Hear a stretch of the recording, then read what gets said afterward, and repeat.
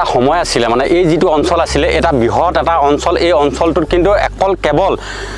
একদম শুকান ঘাঁহ আৰু একেবাৰে টকলা বাহিৰে কেৱল বনভূমি সদৃশ পৰিৱেশ এটা আছিলে গতিকে আমি 2018 চনৰ পৰা আমি প্ৰচেষ্টা চলাইছিলোঁ তেতিয়া আমি DF4 ৰেঞ্জাৰৰ লগত যোগাযোগ কৰি এই অঞ্চলৰ যিবোৰ মৰুভূমি সাদৃশ্য জেগা আছিলে কিন্তু আমি গছ ৰোপণ কৰাৰ পৰা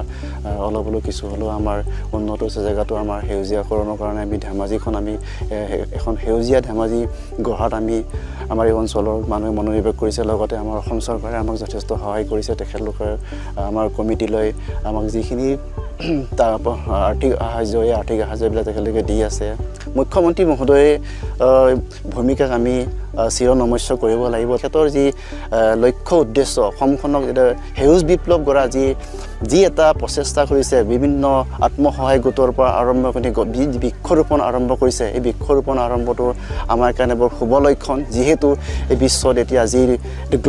গ্ল'বেল ৱাৰ্মিং হৈছে এই গ্ল'বেল ৱাৰ্মিঙৰ একমাত্ৰ